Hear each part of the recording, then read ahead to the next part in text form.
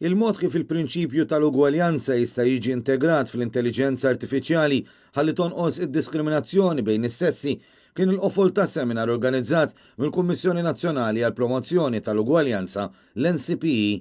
Għas-seminar imtella ftit jiem qabel ma jkun iċċelebrat jum il-mara attendew għadd ta' persuni minn oqsma differenti tas-soċjetà fosthom anke persuni li jaħdmu f'dan is-settur relattivament ġdid tal-pajjiżna.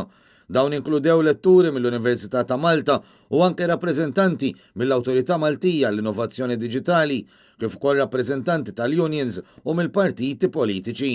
Magħhom ma naqsitx id-diskussjoni dwar l-aspett tekniku u dak soċjali, kif ukoll l-aspetti legali u regolatorju.